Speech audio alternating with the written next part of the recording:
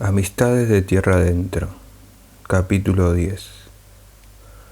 Podrán decir que soy un loco, un hombre que dijo cosas que no pensó, o que me dejó llevar por impulsos que no siempre son positivos, pero no podrán decir que soy un hombre que le hizo mal a los demás. Ricardo Iorio, 2007. Probablemente Hermética y Almafuerte sean los grupos de rock pesado que más veces han tocado en la ciudad de Ayacucho. Ricardo Iorio no escatima elogios cuando se refiere a esa ciudad bonaerense que, según dice, lo tiene a él como un referente musical. Y justamente en esta ciudad vive José Roberto Egea, un gran amigo de Iorio, que ya ha aparecido antes en esta historia. Fanático de la música y fotógrafo aficionado, Egea es un gran rockero para Iorio, quien lo conoció personalmente a fines de 1989, cuando Hermética teloneó a The Widowmaker. Desde entonces, los dos han mantenido el contacto, han compartido giras y vivencias personales al punto en que su amistad ha devenido en un vínculo inquebrantable. De hecho, Iorio es padrino de uno de sus hijos. Precisamente, fue Egea quien llevó a Ricardo a tocar varias veces en Ayacucho, ese bastión del género donde condujo durante 6 años un programa de radio dedicado al rock pesado. Egea es como un Marcelo Tommy del centro de la provincia bonaerense, afirma Iorio.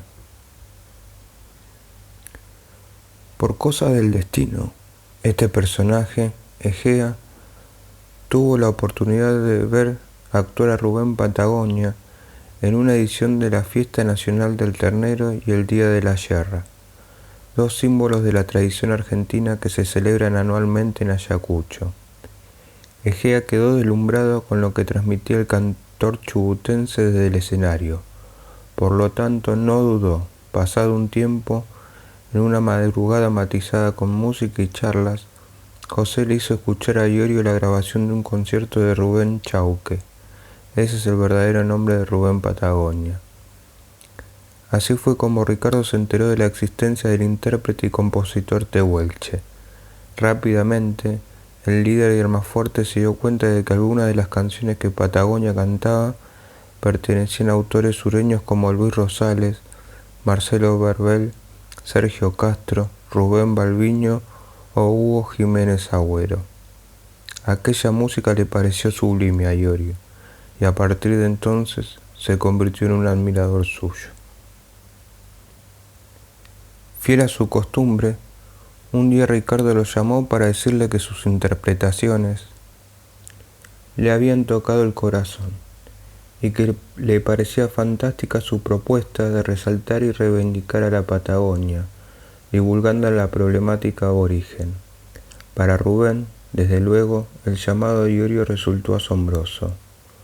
Una madrugada estábamos tomando mate con mi esposa Elena y mis hijos Jeremías y Cospi, y en eso sonó el teléfono, recuerda Patagonia, que en ese tiempo vivía con su familia en la ciudad de Chipoleti, provincia de Río Negro. Atendí rápidamente, sorprendido por la hora, y del otro lado de la línea escuché una voz ronca y rasposa, como el viento patagónico en primavera, que me decía: «Maestro, soy Ricardo Iorio, ex B8, ex Hermética y ahora en Almafuerte». Me acuerdo que le respondí que yo no era un maestro, sino que era simplemente un aprendiz de todo. Cuando le comenté a mi hijo Jeremías quién era la persona que me había llamado, él me dijo: «Papá, Iorio es el referente número 1 del heavy metal argentino». Fue en ese instante cuando Rubén sintió que el destino le había regalado un gran amigo. Para su sorpresa, Iorio contó que le había dedicado una canción y, sin salir todavía de su asombro, cuando al final Rubén Patagonia reaccionó, el metalero ya lo había invitado a que se conocieran personalmente en Buenos Aires. Rubén recordará siempre un momento particular de ese primer encuentro con Iorio y su familia en Villa Devoto. Cuando llegué a su casa, Ricardo me recibió junto a Ana y sus 2 hijas. Recuerdo que ahí nomás aparecieron unos fiambres y unos vinos, e inmediatamente me hizo escuchar la canción que me había dedicado. Mierda, qué compromiso. Este amigo me hizo una canción sin conocerme, pensé. Entonces le comenté que esa letra era mi vida misma, y que así seguiría siendo yo hasta el día de mi muerte. Conocer a Ricardo en ese momento fue un soplo fuerte de viento que yo andaba necesitando en este camino difícil que es la música patagónica. Continúa recordando Rubén. Todavía hoy sigue siendo un camino difícil, porque muchos creen que los sureños ahora tenemos más apoyo porque tuvimos un presidente patagónico, y eso no es así. Por eso me quedó grabada una frase de Ricardo de ese día. Yo no soy de andar pasillando ni golpeando puertas al pedo, y reconozco que el hombre tenía razón, pues esa es la única manera de ser libre. Más allá de la devoción que pueda sentir por el metalero, las frases de Patagonia denotan un rasgo comunicacional importante. Iorio es emoción. Inmediatamente, Rubén también le dedica un recuerdo especial a Ana. Me confesó que Ricardo escuchó por primera vez mi música sin parar durante un día y una noche entera, y que en un momento se asustó porque lo vio llorar desconsoladamente mientras mi música sonaba a todo volumen. ¿Te rayaste, Ricardo?, le preguntó. Después quiso llevarlo a un hospital porque Ricardo no paraba de llorar. Llegado a este punto, conviene señalar que la primera aparición de Rubén Patagonia en un concierto de Almafuerte no tardó demasiado tiempo en concretarse, y ocurrió en Cemento. Rubén confiesa que su corazón le palpitó a 2000 por hora cuando se subió al escenario para saludar al público metalero con su voz poderosa. Efectivamente, Patagonia tiene una voz de trueno que, junto con su estampa aborigen y curioso carisma, lo convierten en uno de los artistas más interesantes de la música popular. El músico nació en 1956 en General Mosconi, provincia de Chubut, y gracias a Iorio sus conciertos suelen estar tapizados de remeras negras, mirada torva, pelo lacio, largo y negro y chaleco colorido. El hombre lleva en su misma fisonomía toda una puesta en escena, que se pone en movimiento cuando se larga a proferir poderosos alaridos en mapuche. Iorio guarda por Rubén Patagonia un enorme respeto y lo refrenda cada vez que tiene oportunidad de hacerlo. Rubén es un músico a quien quiero muchísimo y admiro, dice. Es un auténtico tehuelche del sur que vivió buscando una raíz folclorizada. Recuerdo que comencé a escuchar su música y quise compartir con mi público como me nacieron las ganas de querer escucharlo. Él es un hombre más grande que yo, pero su personalidad tiene cosas de niño. Entonces traté de darle todo lo que estaba a mi alcance para que la gente pudiera escucharlo y eso ha funcionado. Además de ser un gran intérprete, también es una excelente persona. Por eso quise dedicarle una canción en el disco del entorno. Y en efecto, la canción que Iorio cita reza así. Escucharte me golpeó, frío cual viento fueguino. Barre los llanos, Selknam del pueblo a Neuquén. Doy mi cantar por convidar a todos, con el cantar que guardo, por pasión y por verdad. Poco común de encontrar hoy, Peña y Rubén, grave tehuelche argentino, guardián del canto, Mapularauco Quilney.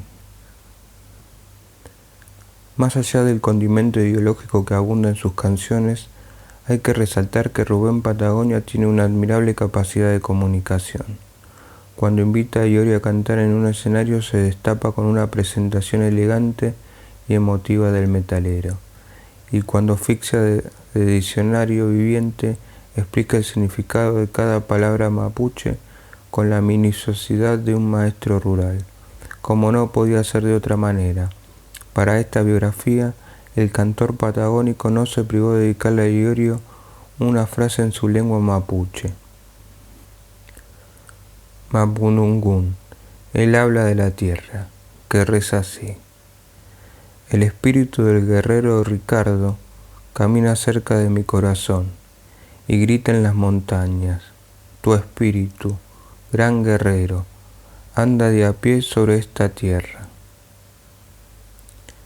Esta amistad entre ambos hizo que, al poco tiempo de conocerse, a fines de 1997, el bajista se hiciera cargo de la producción artística del disco de Patagonia Cutralcó. Y este hecho sirve para conocer otra faceta de Iorio. ¿Cómo es Ricardo en el rol de productor? Si bien es cierto que nunca se sintió atraído por las producciones discográficas, con este disco de Rubén Patagonia, Iorio se dio maña para ayudar al desarrollo de un producto musical desde su experiencia y su compromiso. Cuando se habla de producción artística, ¿cuál fue específicamente el trabajo que realizaste para Rubén Patagonia? Mi trabajo como productor fue totalmente simbólico. Yo no soy productor de nadie.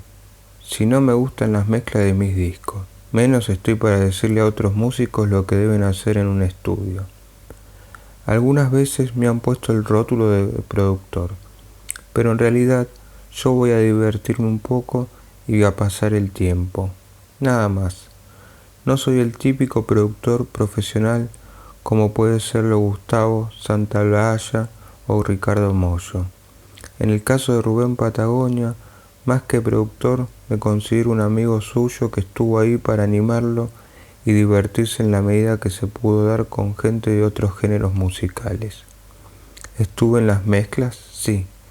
Volqué mi experiencia y salió todo bárbaro.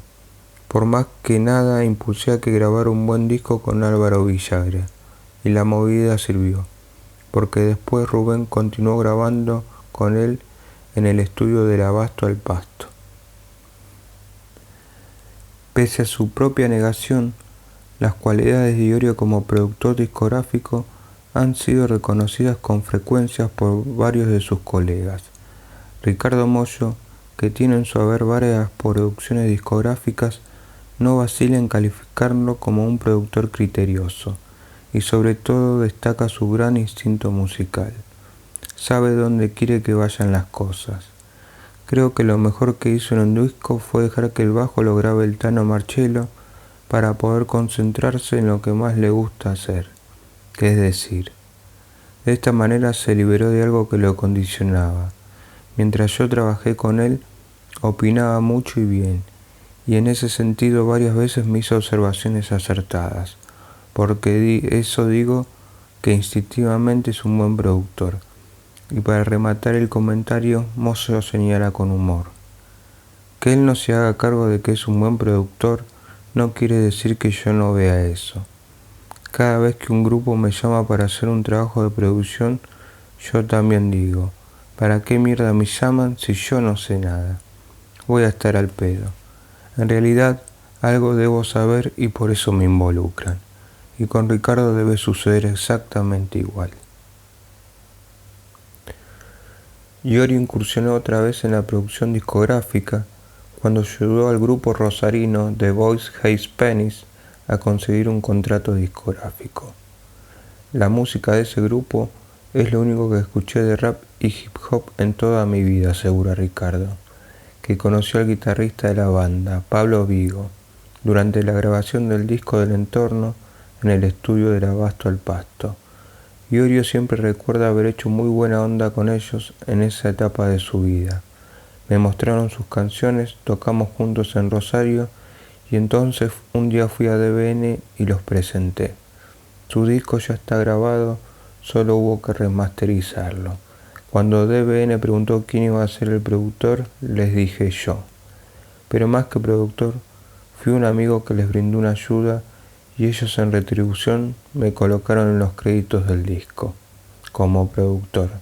El disco fue editado en 1997 y titulado a su vez The Boys Hate Pennies, pero desgraciadamente no tuvo gran trascendencia porque luego la banda se separó. Para culminar este apartado sobre la faceta de Iorio como productor discográfico, Rubén Patagonia trae a la luz una anécdota que da la medida de lo que fue su grabación del disco Crutralco. Después de grabar, durante toda una noche terminamos agotados y con una imperiosa necesidad de distendernos un poco. Entonces una mañana Ricardo nos dijo: «Ajustense en los cinturones», y subimos a su camioneta junto con el Tano Marchelo y mi hijo Jeremías. Salimos a rumbear por los distintos caminos rurales de la provincia de Buenos Aires, volteando alambrados y parando en los boliches donde él es bien conocido por la paisanada. «Tómense algo, amigo», le decían, en cada lugar que parábamos.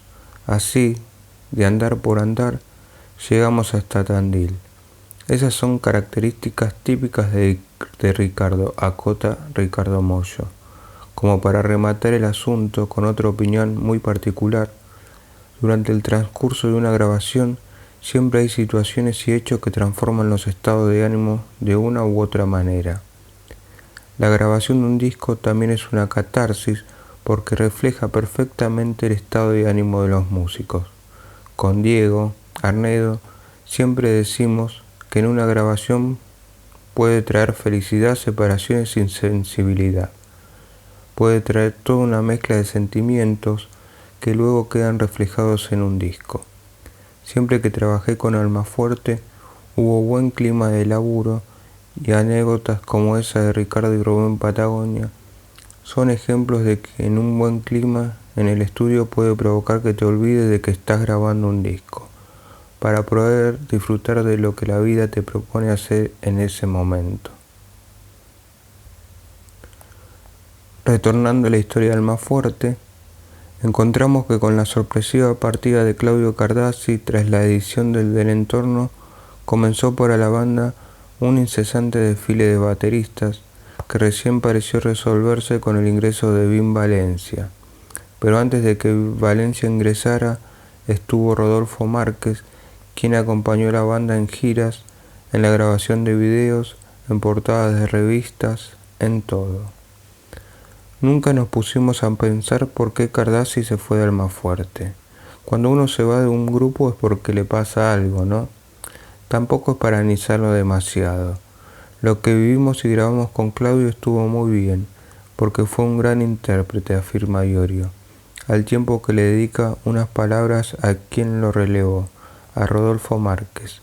Lo conocíamos desde hace un tiempo y sabíamos que en esa inmediata búsqueda de baterista, él nos podía dar la solución para no parar. Entonces no dudamos. Nos ayudó mucho porque impidió que quedara un hueco después de la salida de Cardazzi. Rodolfo es un gran sesionista. Es un pibe a quien vos le podés decir esto es así y lo hace. Tiene velocidad, fuerza, va al frente. Con él hicimos varios conciertos y hasta participó en algunas canciones del disco Peso Argento.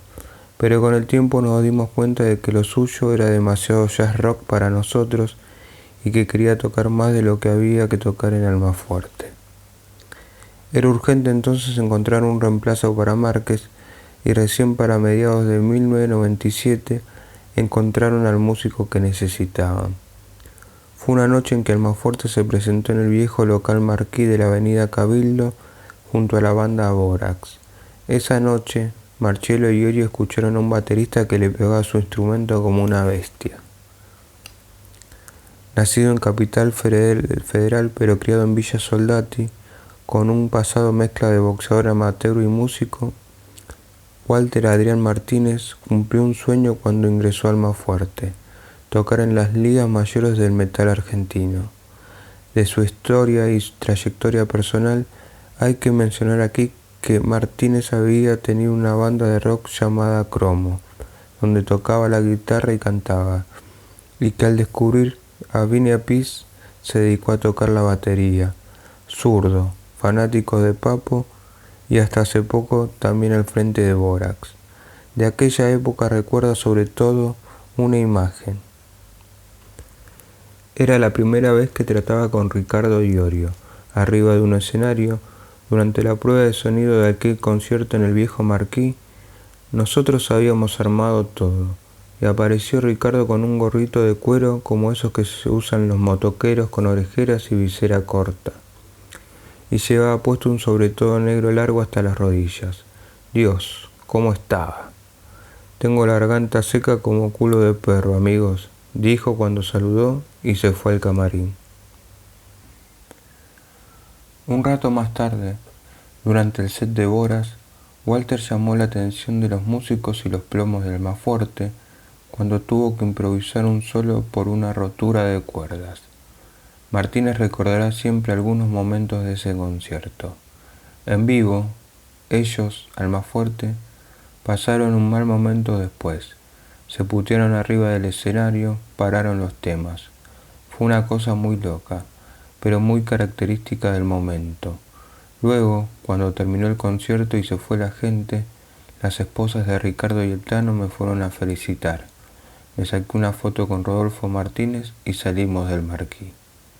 Cuando estábamos arriba de mi Citroën, nos dimos cuenta de que nos faltaba un cabezal, así que volví a buscarlo. Un par de años después, lejos ya de los días en que su foto figuró dentro de los pósteres del Almafuerte, imitando a sus voces, Martínez evocará el primer diálogo que mantuvo con el Tano, Marcello y Ricardo. Palabras más, palabras menos, el asunto fue así. Disculpen, muchachos, ¿no vieron un cabezal por ahí? Ricardo, mirá quién está acá. Cosi Powell, exclamó el Tano. Ricardito, qué gusto saludarlo, maestro. Fue a abrazarlo Walter a Iorio, pero se encontró con una típica respuesta suya. Maestro era Sarmiento, que nunca faltó a la escuela. Bueno, igual gracias por todo, Ricardo, saludó Martínez a pesar de la parquedad del bajista. Bueno, batero, muy bueno lo tuyo.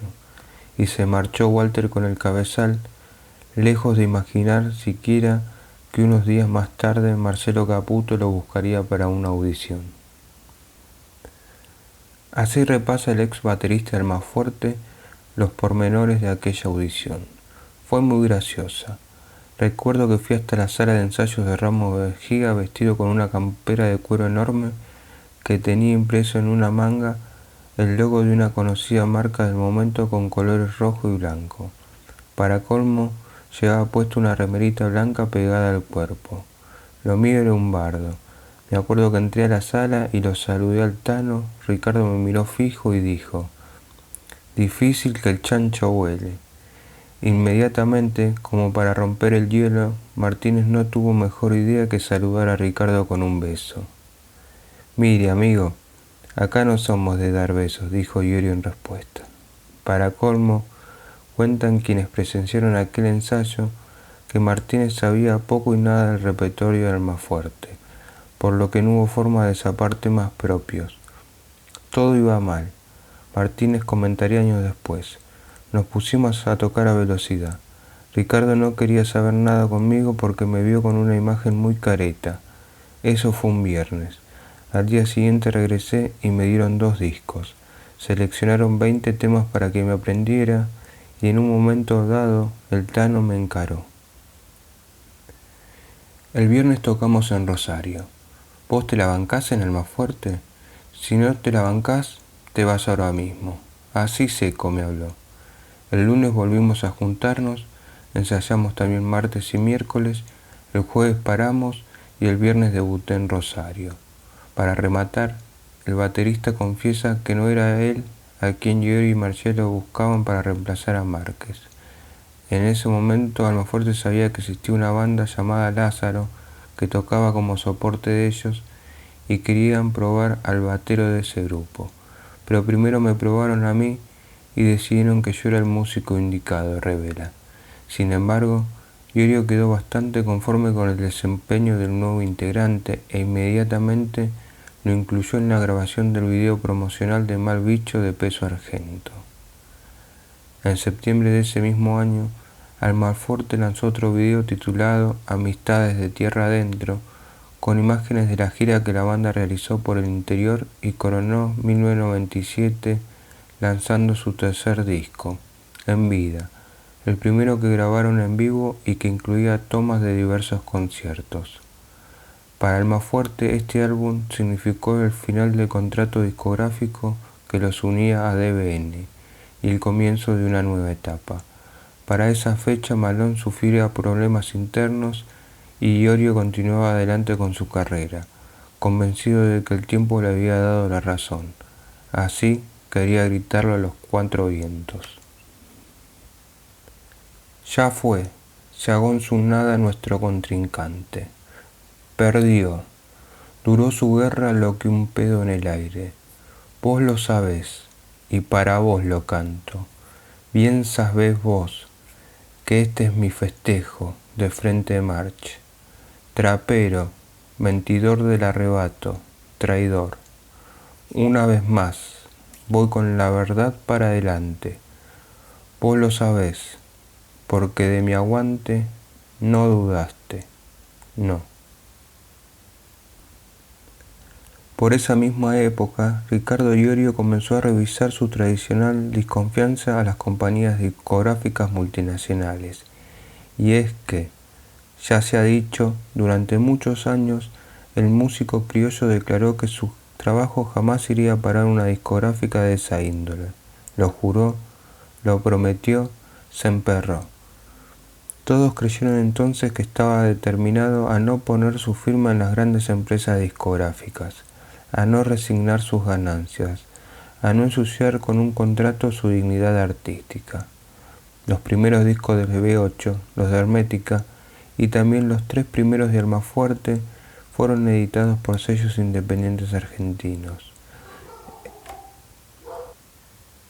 En 1998, sin embargo, Iorio dio un rotundo giro de timón, escuchó consejos y firmó contrato con la fusión Polygram Universal, que previamente había lanzado Peso Argento.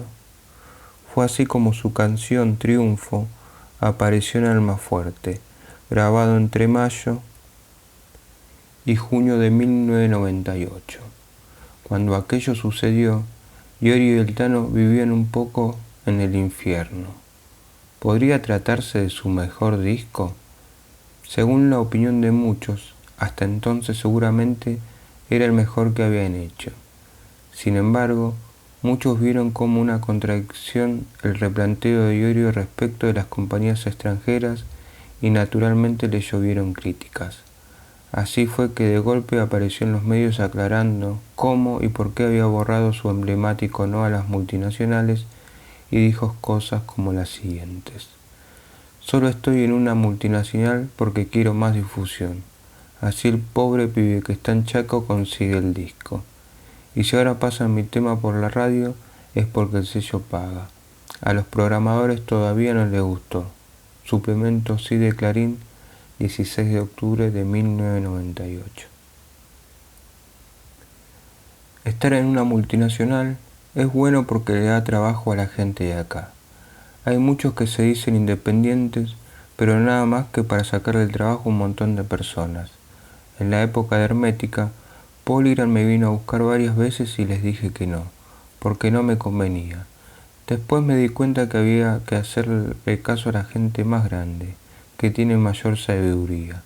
Rolling Stone, número 24, marzo de 2000. No me preocupa ir en contra de la corriente, de los sellos, otras bandas o incluso de gran parte del público. Las masas muchas veces se equivocan, o no votaron a Hitler o hicieron matar a Cristo. Madhouse, número 95, diciembre de 1998. Nosotros no firmamos con una multinacional, firmamos con una persona que está a cargo de esa multinacional y es un argentino. El día que él no esté ahí, nosotros no vamos a estar. La García, número 11, noviembre de 1998. La posibilidad de trabajar con una multinacional está hace 7 años. No la aceptaba, tal vez porque no me daban las concesiones que esta vez me dieron. Hay muchos factores que influyeron, por ejemplo. Gaby, el manager de la renga, me dijo que no sea pelotudo, que tengo que aceptar porque del trampolín de mi espalda muchos saltaron, y lo sé. Blanca pasión por el rock and roll, número 1, 1998. Hoy en día, a años luz de aquellos preconceptos que atentaron contra su credibilidad musical y profesional, Iorio se manifiesta sobre este tema y puntualiza: la idea de pasarnos a una multinacional fue buena porque partió de Pelo, April, que es un ejecutivo discográfico y un prócer de las grabaciones de nuestra nación. El primero me había mandado a Gustavo Santaolalla y luego me mandó a buscar a través del entonces director de marketing de la compañía, Adrián Muscari, una gran persona. Yo no soy de analizar las estructuras y las formas de trabajar de los sellos, pero siempre pienso que cuando hay un amigo ahí y te proponen trabajar con él, hay que acceder. Y así fue. Pelo es una excelente persona y trabajó en Universal mientras él estuvo allí. Luego nos tuvimos que ir porque no hubo una renovación de contrato, probablemente porque las cosas que dijimos en el disco Piedra Libre no estaban en beneficio de los intereses que promueven las discográficas en nuestra nación. Probablemente Iorio se sintió entonces un poco prisionero de sus palabras, y aunque en el futuro volvería a cargar las tintas contra las discográficas internacionales, aquella vez, sin embargo, entre las supuestas ventajas que tuvo que firmar con Universal Polygram, citó que el cuarto disco de Almafuerte iba a tener el espaldarazo de la producción de Ricardo Mollo. Así, como si se tratara de una síntesis entre los sueños de adolescencia y los vaivenes de la industria, Ricardo Mollo y Ricardo Iorio volvieron a encontrarse después de que la vida ya los había tanteado sin dejar que se conocieran en la dureza barrial de Caseros y el Palomar. Como Pelo Aprile me sugirió convocarlo a Mollo, un día lo llamé y le dije: «Loco, ¿no querés producir nuestro próximo disco?». Y me dijo que sí. Así de simple fue el asunto para Iorio.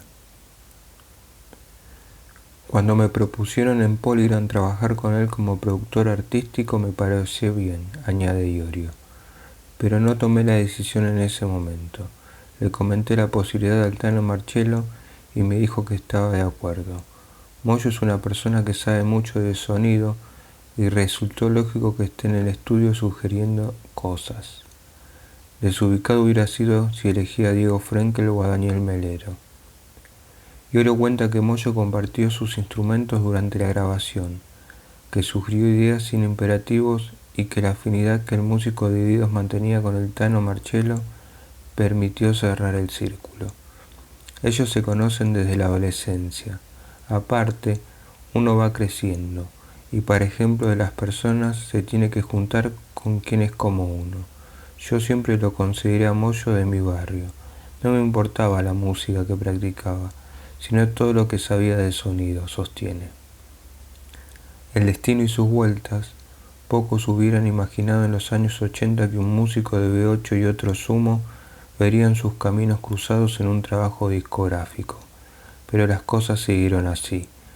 Y aunque desde una mirada ligera Sumo y B8 representaban propuestas contrapuestas en el under de los 80, la evolución del rock argentino derivó lentamente hacia un entramado de códigos y afinidades que hoy colocan a Divididos y Almafuerte en la misma vereda del rock nacional popular.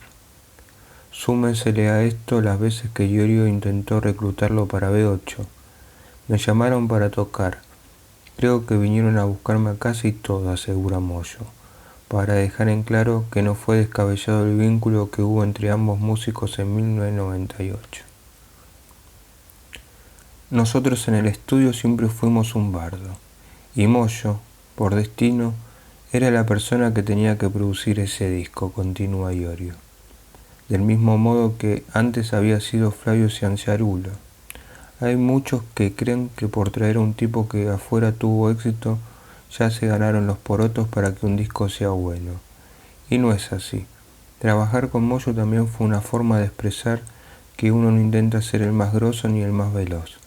Cuando veo a Ingrid Mastin haciéndose el virtuoso y tocando a 2000 por hora, es como si estuviera presenciado al mago Copperfield, con mucho show encima pero nada para decir. Y aquí quiero dejar algo en claro. Si la música es Exit Bay, Yo odio la música. ¿Qué aprendiste trabajando con Ricardo Mollo? De Mollo aprendí su equilibrio. Nos enseñó que si lo que más nos gusta es ser músicos, hay que ser músicos. No pretender que todos los días sean una fiesta. Yo escuché su música y él la mía. Vio mis limitaciones y las supo contener. Y yo vi en él su virtuosismo y su búsqueda del equilibrio. Todo eso del yin y el yang lo aprendí de él.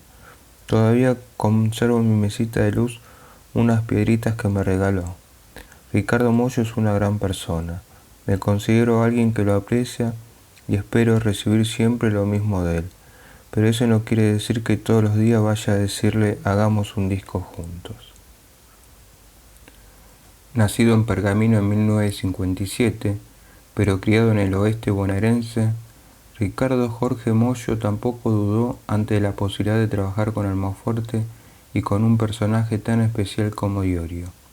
Pelo Aprile me tenía catalogado como un productor de rock, y cuando Ricardo me ofreció trabajar en ese disco de Almafuerte dije, claro, ¿cómo no?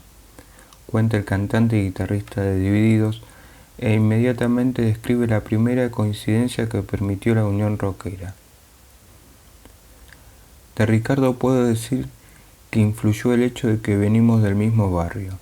Yo conocí a Almafuerte por temas como El Pibe Tigre, y una de las cosas que más me impactó de ese video fue escuchar letras que contaban situaciones que sucedían a 15 cuadras de donde yo vivía.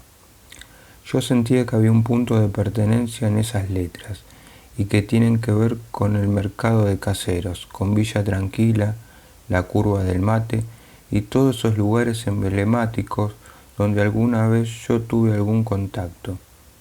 Y cuando alguien te muestra algo de tu vida así, tan claro, te pega, le tomas un cariño especial. Mollo también apunta como fundamento el hecho de haber conocido al Tano Marchiello en su adolescencia. Escucho hablar de él desde la época en que tocaba en Tauro, y ya era un animal con la guitarra, dice entre sonrisas, y la importancia que significó el encuentro real con el trío, prescindido de tanteos y especulaciones. Lo que más influyó fue conocerlos y entender de qué iba la cosa, cuenta Mollo. Para mí Ricardo es un payador, un gaucho actual, un decidor. Es un tipo que tiene algo muy fuerte en su voz y en lo que escribe, pero todas esas cosas me resultó interesante trabajar con Almafuerte, más allá de que el contacto vino a través de una compañía discográfica y no directamente a través de los músicos. Yo no hago cosas que no me identifican, no trabajo donde siento que no tengo una pertenencia mayor o menor. En suma, no hubo mucho que pensar cuando surgió la propuesta de producir Almafuerte. Sobre la personalidad de Iorio, la figura de Dividido señala: para mí tiene un temperamento muy parecido al de mi hermano Omar. De hecho, se llevaron muy bien cuando se conocieron. Pero particularmente pienso que Ricardo es un pibe que vive la vida de acuerdo a lo que él cree que está bien. Y yo soy de las personas que consideran que no tiene nada de malo hacer la vida que uno cree que está bien, siempre y cuando no se le haga un daño a nadie. Mollo nos abrió el bocho, manifiesta por su parte Walter Martínez, refiriéndose específicamente a la grabación de Almafuerte. Por ejemplo, en el tema Sé Vos, sugirió poner guitarras acústicas para abrir la canción. Después trajo distintos bajos de Diego Arnedo para que Ricardo grabe sus partes y le prestó un montón de guitarras y pedales al Tano. Jorge Araujo también fue al estudio un día y me afinó la batería. El disco de las cartas es muy especial en cuanto a sonido. Un detalle interesante para mencionar aquí es que el disco fue mezclado en Panda y que a ese estudio también se acercó Omar Mollo para realizar aportes con un bombo leguero en la versión del tema de Hermética desde el Oeste. En los recuerdos de Ricardo Mollo acerca de su primera experiencia de trabajo con Almafuerte, se destaca una anécdota de Iorio que habla por sí sola. Terminábamos de grabar y el tipo agarraba su camioneta y se iba. Volvía al otro día sin dormir, pero había manejado kilómetros y kilómetros como si eso fuera un impulso. Evidentemente, sentía una gran necesidad de conectarse con esas cosas, que luego las volcaba en el estudio. Como si semejante anécdota fuera poca, el ex guitarrista de Sumo sigue describiendo con detalle la intensidad de su trabajo con el trío. A veces culminaban las grabaciones a las 2 de la madrugada y yo agarraba una bicicleta y me iba a dar unas vueltas, porque necesitaba bajar las revoluciones, confiesa Moyo. Eso no me sucedió con ninguna otra banda que produje. Trabajar con Almafuerte en ese disco fue una gran experiencia, porque ahí nos conocimos bien y eso fue fundamental. Porque si estás 10 o 12 horas en un estudio y no te gusta lo que está pasando ahí adentro, entonces el trabajo se vuelve una tortura realmente. Yo tengo que decir que en ningún momento me sentí mal trabajando con ellos. Sobre Almafuerte, hay finalmente otro detalle más para mencionar. A todo lo largo de la grabación, Niño Jefe había sido una canción con otra historia y otro nombre, hasta que un día Ricardo entró al estudio y cantó otra cosa. Para mi asombro, el de Manager y el de todos, reveló Moyo en una ocasión a página 12.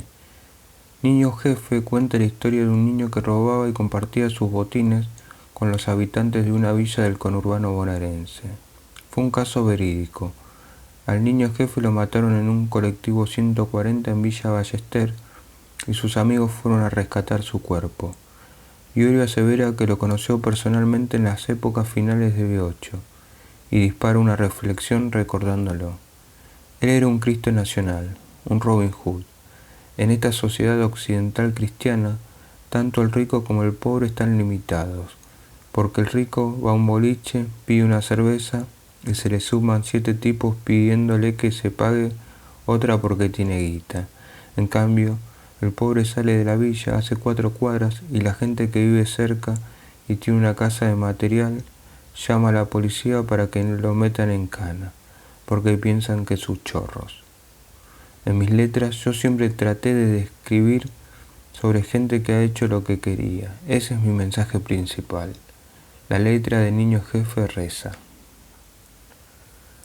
Los diarios hablaban de él, sin apenas conocerlo, como el loco de la metralla, y él sus 14 cumpliendo.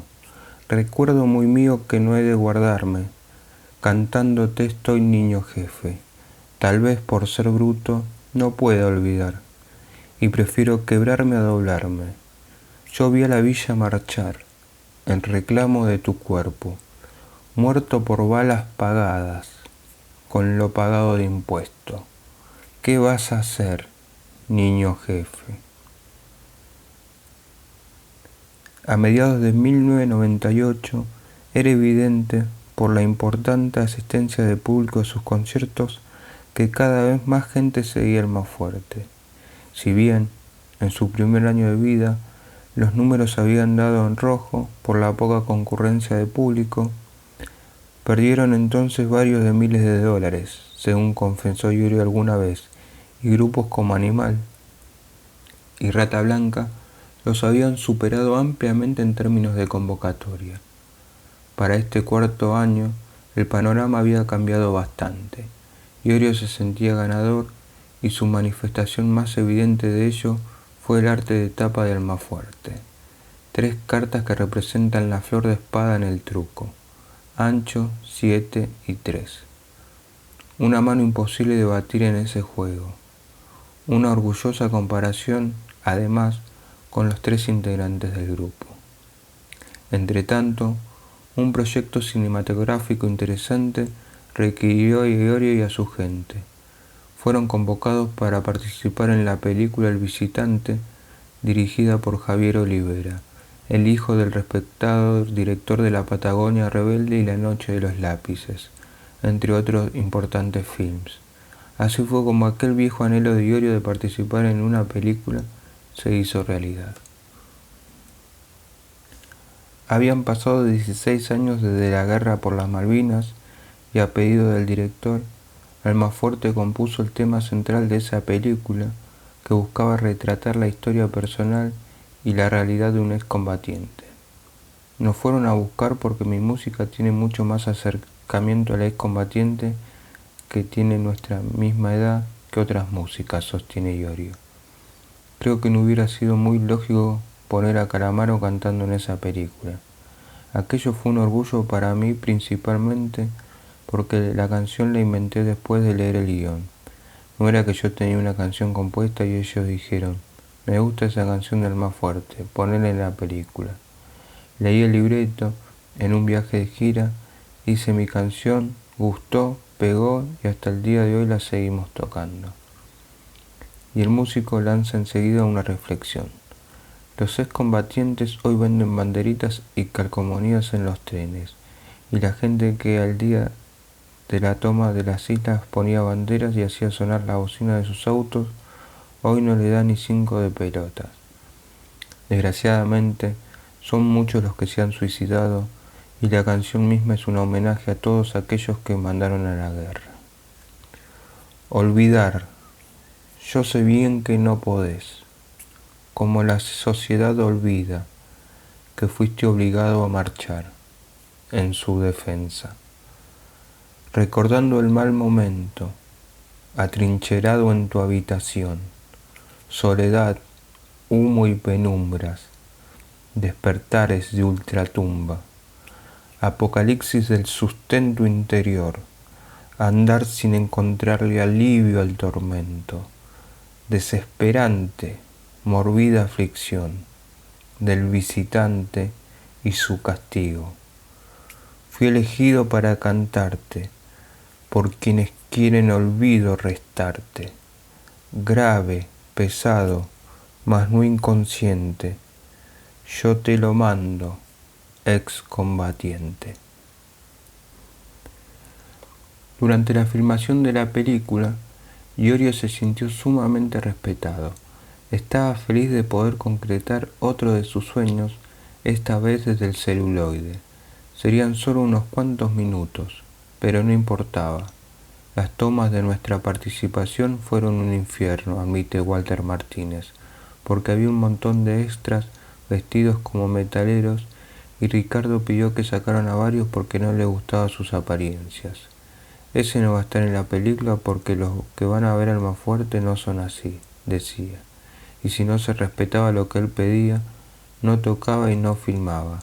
Además, fue una risa porque por momentos le soltaba el rol de director, decía, vamos, acción, y había que pararlo. La participación del más fuerte en El Visitante se filmó en el escenario alternativo del local Marquis de Palermo, en un momento en que, según testimonios de gente que conoce la intimidad del grupo, había roces indisimulables entre Iorio y Marcello. En realidad, teniendo en cuenta el temperamento de Iorio, no sorprende que hayan surgido algunas disputas con su compañero de banda. Eran momentos en los que, según declara Martínez sin rodeos, por boludeces siempre saltaba alguna chispa, y supongo que así debe ser hoy también. Todo el tiempo estuve mediando entre las peleas de Ricardo y el Tano. Los tomaba del cuello a los dos cuando se agarraban a las trompadas, pero no pasaba nada. Subíamos al micro, tocábamos en Córdoba y al día siguiente llegábamos a San Rafael. Bajábamos, tocamos y éramos 3 monstruos. A veces llegábamos a un pueblo y Ricardo estaba difónico porque se había pasado todo el viaje hablando. En ese momento se vivían las cosas de esa manera y había que aceptarlas así. Yo tenía poca experiencia en el grupo, pero estaba suficientemente fresco como para luchar para que hubiera una buena balanza entre Ricardo, el Tano y los plomos. En contraste con la declaración de Martínez, Marcelo Tommy relativiza las cosas cuando señala: se discutía para que la banda estuviera bien.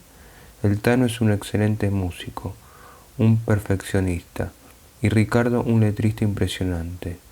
Las dos cosas se dan para que el más fuerte siga funcionando. Ese es el secreto del grupo. Para mí esas no eran tensiones.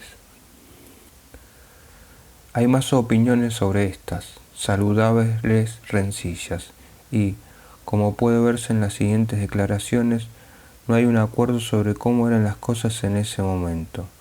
Cada cual tiene un punto de vista diferente sobre la situación. Ricardo Iorio, por ejemplo, opta por rebajarle el tono al asunto. No peleábamos, asegura. En esa época estábamos muy locos, nada más, porque los verdaderos valores, aquellos que nos permiten compartir una carrera, nunca fueron alterados. Hubo zarpadas, nada más, y ser demasiado zarpados lo atribuyó a que tenemos una salud de caballos, porque a cualquiera le dolería el hígado y se arrepentiría el día siguiente si decidiera seguir el ritmo de vida que llevábamos los dos. Hubo un momento en que el Tano y yo agradecíamos tener buena salud para poder destruirla al día siguiente. Marcelo Caputo recuerda una gira por la provincia de Entre Ríos en el año 95, donde las tensiones llegaron a un punto máximo. Hubo muchas peleas entre ellos dos, al punto de agarrarse a las piñas, admite, pero siempre terminaban abrazados llorando. Antes no pasaba eso, en épocas de Hermética. Cuando Ricardo decía algo, nadie lo contradecía. En cambio, con Almafuerte las cosas son bien distintas. En Almafuerte se habla, se opina y se discute. Si el Tano tiene algo para decirle a Ricardo, se lo dice. No se calla. Son compañeros. Por eso Almafuerte es la banda que más le ha durado a Ricardo. Además, él ya no es el mismo de Hermética ni el mismo de B8. Con los años se volvió una persona más tratable. Sobre aquel incidente en la ruta entrerriana, que muchos recuerdan por el estado alterado y de descontrol en el que ambos se encontraban, Marcelo nos relata: lo que sucedió aquella vez fue que yo me rayé con Ricardo por culpa de un tercero. Ricardo hablaba y hablaba. Entonces le dije algo sobre eso y me respondió para la mierda, como si yo fuera un extraño. Eso me dolió, así que mi reacción fue instantánea. Pará el micro que bajo y me voy, dije. Después de un cruce de palabras, el micro se detuvo y cuando quise abrir la puerta a los empujones, dio la casualidad de que rompí el vidrio. Ahí se armó una situación violenta. Yo estaba muy zarpado y Ricardo también, así que nos convertimos en dos cabras chocándose las cabezas. Aquello fue una agarrada de cuello, un empujón y nada más. Walter Martínez lloraba. Después todo se calmó y regresamos llorando, escuchando Perpendicular de Deep Purple. Hubo un par de peleas entre Ricardo y yo, sí, pero nunca llegamos a las trompadas. Naturalmente, hubo entre ellos rispideces, como las hay en todos los grupos, pero eran compensadas de sobra con el deleite que les causaba terminar un disco o realizar una gira. Tano: el que se puedan decir las cosas en la cara es lo que hace que la banda hoy tenga más de 12 años de vida. Yo creo que sí. Uno tiene que ceder a veces. En mi caso siempre trato de ver la virtud de otro. Yo mejoré mi vida en estos últimos 4 años y medio, y no hablo de mi vida económica, sino que traté de mejorar mi persona. Por eso no tuve necesidad de meterme en ninguna institución o religión para encontrar el camino de mi vida. Digamos que yo me enamoré más fervientemente del grupo y me encariñé más de los músicos que están tocando conmigo. Porque este es mi trabajo, y aunque yo lo llame trabajo, a mí me da placer. Cuando suceden cosas que por ahí me resultan chocantes, las dejo pasar y después, con un llamado al día siguiente o a las 3 horas del concierto, se arregla todo. Existe esa química con Ricardo. Siempre digo que el día de que no exista más esa química en Almafuerte, o por lo menos entre nosotros, se acaba todo. Pero todavía encuentro todo muy divertido. El visitante se estrenó al año siguiente, el 2 de abril precisamente, y permaneció en cartelera apenas 3 semanas. Al parecer, la problemática de los excombatientes de Malvinas, vista desde el plano cinematográfico, no seducía demasiado a los argentinos en ese momento. El propio Iorio manifestó más adelante a Clarín que la película no había recibido el reconocimiento que merecía. A mí me pareció excelente. Es lógico que no haya tenido la repercusión de Comodines o Un argentino en Nueva York, del mismo modo que no creo que en el año 2036 alguna persona pensante vaya a buscar esos films como referentes de algo, y a esta sí. Componer el tema central para esa película fue una experiencia interesante, porque la familia Olivera siempre hizo películas que serán referentes. Una película que culpa a la sociedad de haber mandado al frente de Malvinas a la etnia originaria solo puede estar 3 semanas en cartelera. Pero estoy muy seguro de que es un documento fiel de cómo vive el excombatiente. El film tiene el poder de películas como No habrá más penas ni olvidos o Plata Dulce, que en su momento tampoco tuvieron la repercusión que pueden llegar a tener hoy. Entretanto, la presentación del álbum Almafuerte siguió su curso. En Buenos Aires, el grupo se hizo oír en Parque Sarmiento frente a 4.000 personas en una fecha más que simbólica, un 17 de octubre, con la participación de Ricardo Mollo, Diego Arnedo, Flavio Sancharulo, León Gieco, Rubén Patagonia y varios representantes de comunidades indígenas. Al año siguiente, en Obras, el 1 de mayo, Día del Trabajador, y luego en River el 14 de mayo de 1999. El público metalero cantaba el clásico Olé, olé, olé, olá, Iorio lo más grande del heavy nacional, y sucumbía ante la creciente popularidad del grupo. En River, Ricardo Iorio se secó la transpiración en los camarines y saludó a unas cuantas personas en los pasillos del estadio. Conforme con su actuación, tengo suerte, habrá pensado. Almafuerte tocando con Metallica y Sepultura en el Monster of Rock. No está nada mal. Claro que no. Y tampoco estuvo nada mal tocar algunos temas propios frente a 100.000 personas en Puerto Madero en un show de los fabulosos Cadillac, o cuando en abril de ese mismo año realizó con Almafuerte una excursión por San Pablo para tocar delante de un puñado de curiosos y volvió a sentir que tenía 18 años. El contraste era realmente fuerte. En cuestión de días, Iorio y sus compañeros pasaban de tocar delante de miles de personas a tocar frente a unos pocos. Como sabemos, Iorio tuvo una fantasía desde muy joven que era conquistar el mercado musical brasileño. Pero la segunda vez que lo intenté, me di cuenta de que era en vano, sostiene, que no se podía. Pienso que los metaleros locales tenemos muy poca cintura porque tenemos las grandes discográficas de nuestro propio país en contra. Por lo tanto, ¿para qué van a ir unos argentinos a Brasil? ¿Para que las discográficas multinacionales le den posibilidades? Es en vano. En Brasil estuvimos un buen tiempo con el Tano y Walter, todo eso lo banqué yo con el dinero que gané por mis derechos de autor. En ese momento tuvimos la gran ayuda de Marcelo Tommy que nos acompañó y también de Marcelo Caputo que nos aguantó. Fuimos a darnos cuenta de que no podíamos y que algunos no nos quieren en Brasil. Nuestro metal pesado acá es aceptado por las personas como yo. Allá no. Allá solo los ricos escuchan metal pesado y los pobres tocan en la playa. Entonces, al no tener apoyo del pueblo, nos dimos cuenta de que la cosa no iba. Y no solo nos dimos cuenta de que no iba así, sino que además no vamos a volver ni aunque nos llamen. Era la primera vez en su historia que Almafuerte emprendía un viaje a Brasil, y aunque el portugués no es el fuerte de Iorio, igual se las arregló para hacerse entender. Walter Martínez guarda gratos recuerdos del que, según él, fue el único concierto de Almafuerte que dieron en un pub paulista, un pub por el que pasó Ronnie Dio, entre otras estrellas metaleras. Ricardo siempre tuvo ese mambo de ir a Brasil, a ver qué pasaba. En ese momento se estrenaba El Visitante, pero igual agarramos los instrumentos y nos fuimos a San Pablo. Éramos nosotros 3 y Marcelo Tommy. Caputo no fue porque era un momento bravo en la banda, había muchas locuras. Fue una expedición, sin promotores, sin discográficas ni nada de por medio. Llegamos al aeropuerto y no sabíamos para dónde ir, y en el estado en que estábamos, inclusive fuimos a salas de ensayos en lugares donde todo parecía cerca pero quedaba lejos.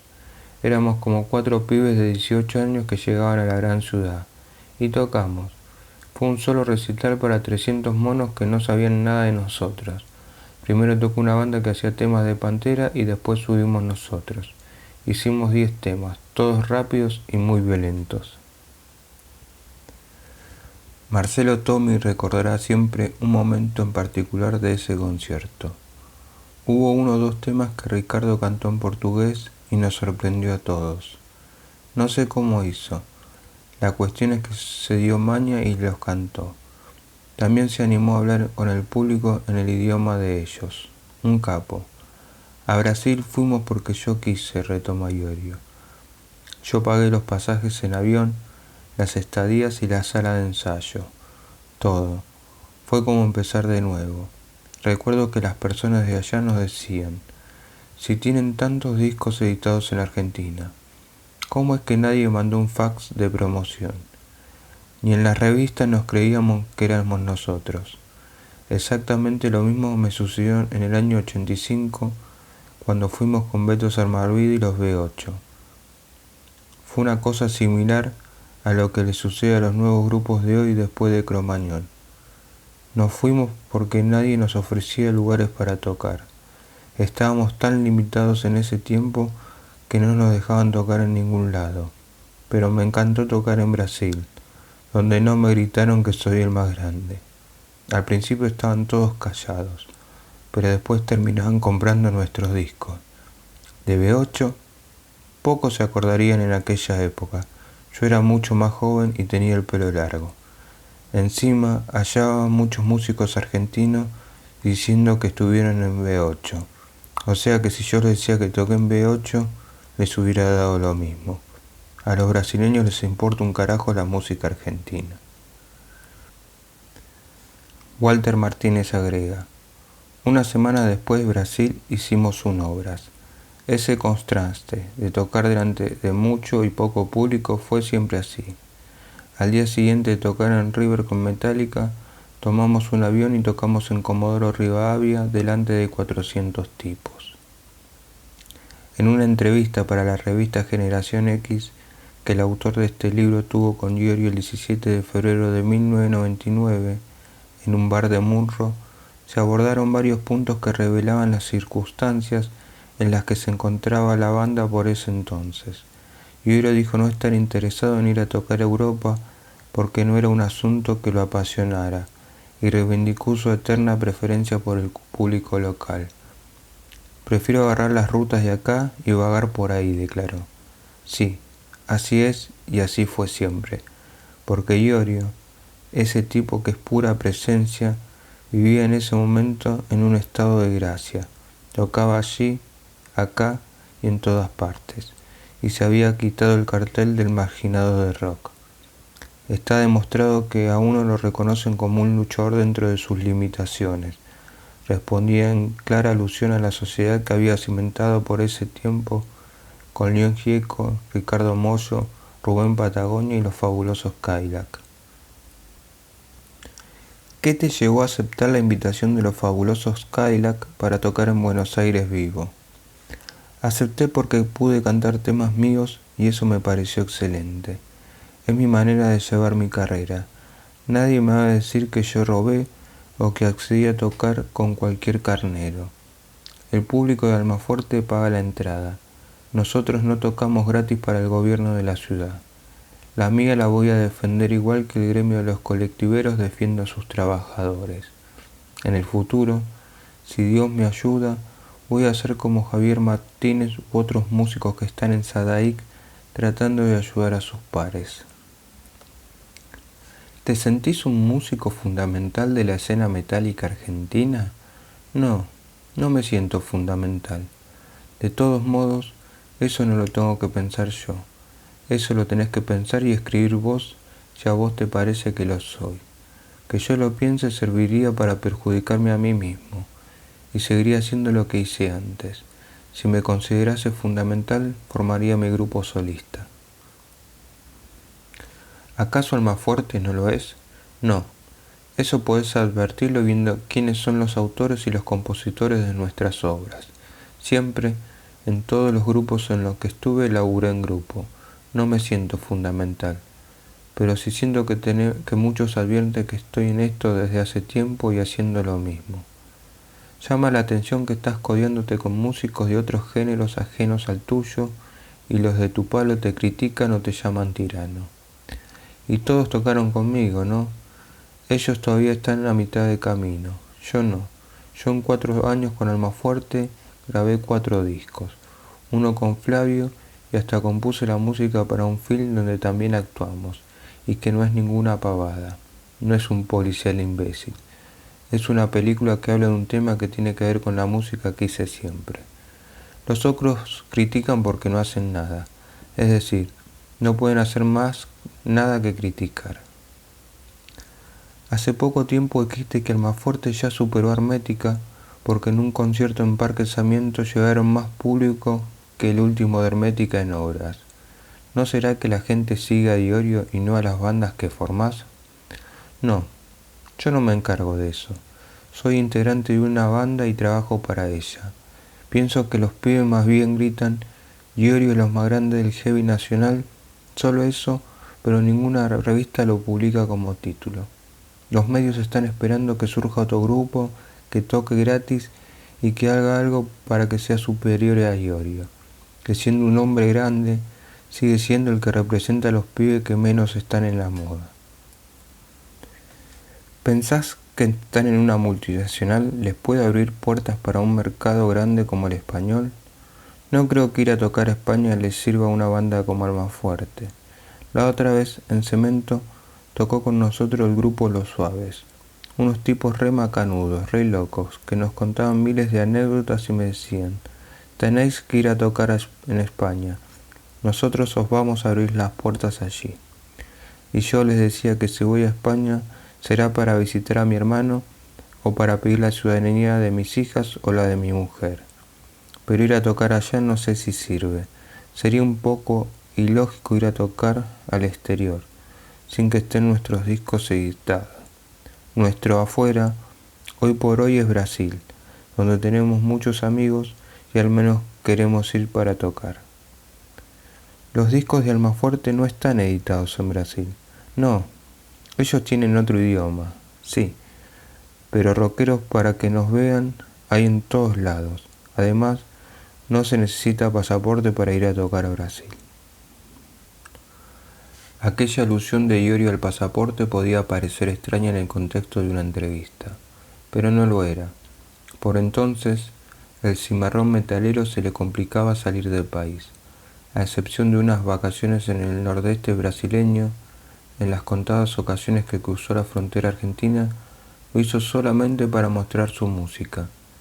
Y tanto en Paraguay como en Uruguay, en Bolivia y Brasil, le alcanzó su cédula de identidad para traspasar los controles de inmigración.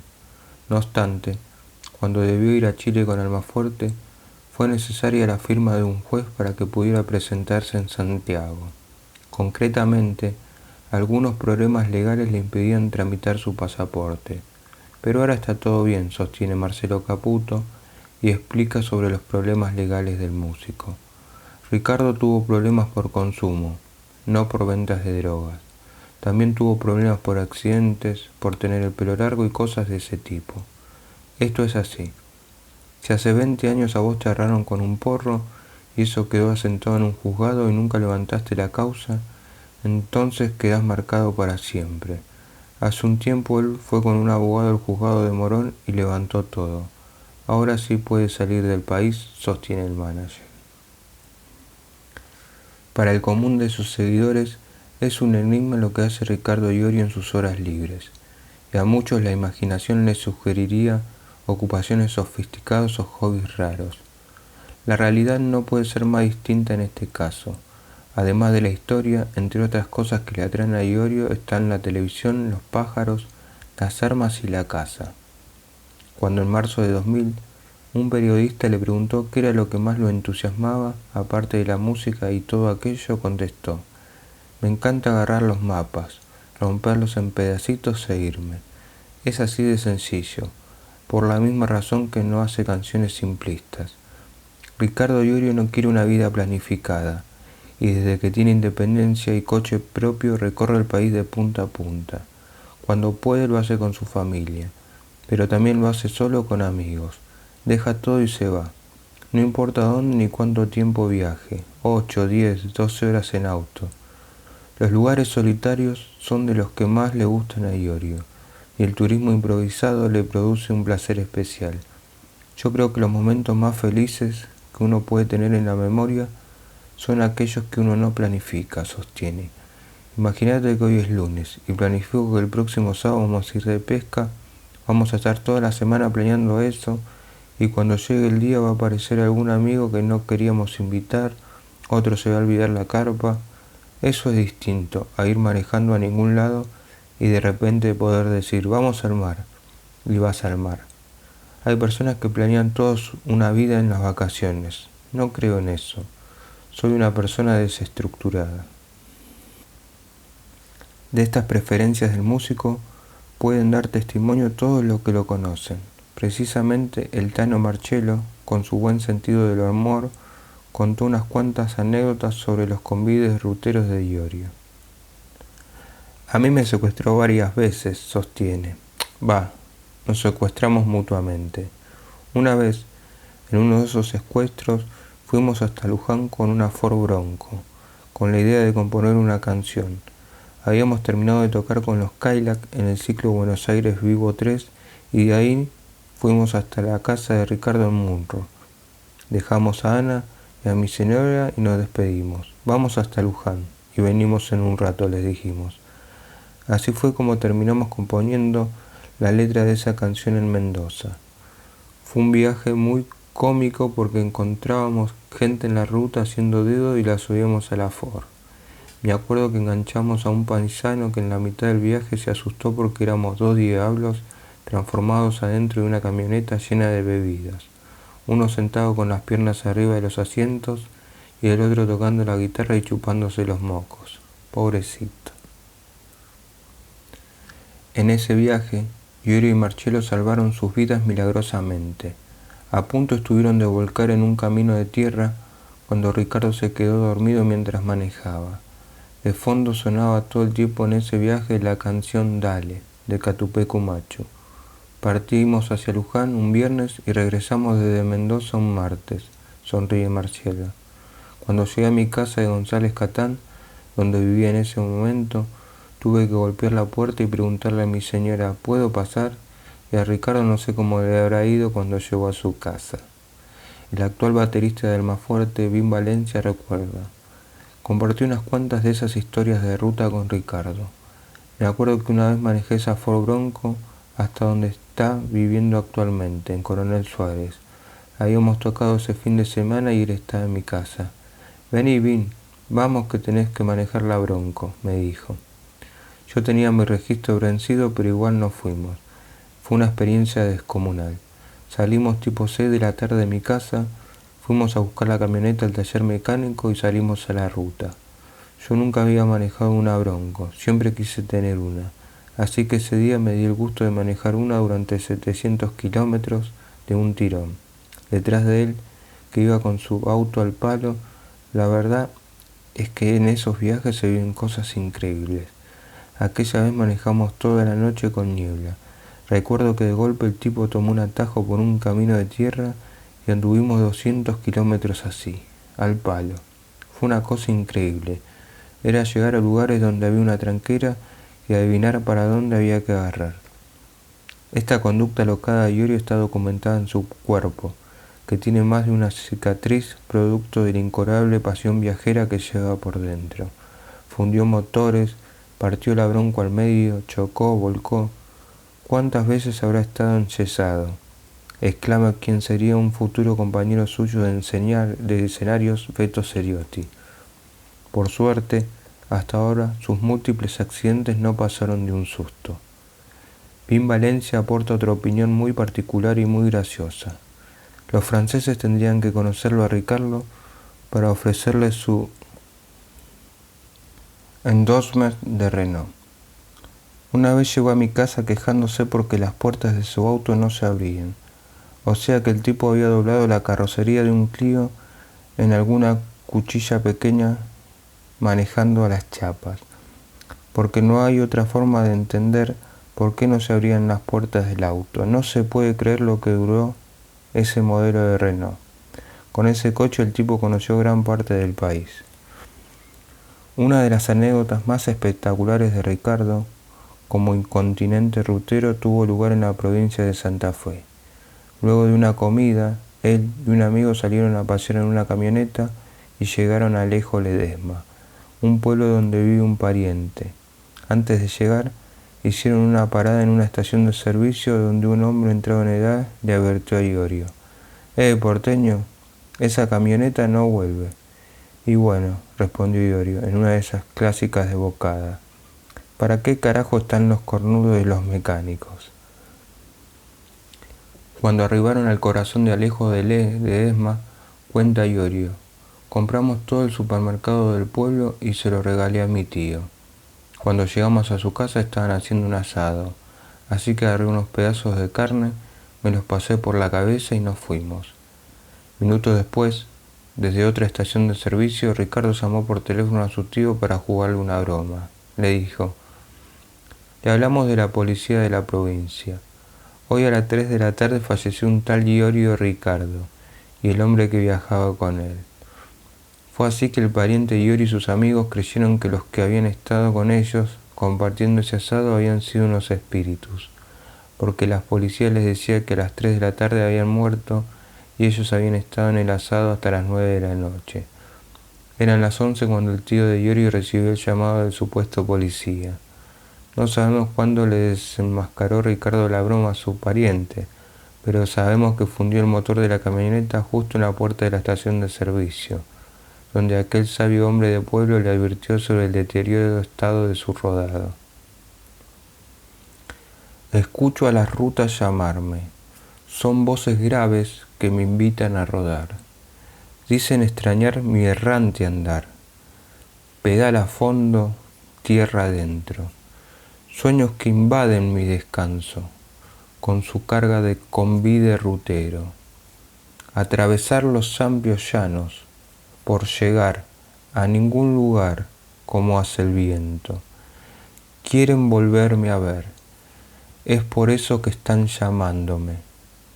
Sin rumbo fijo, hacia adelante voy. Andar andando, solo andando por andar.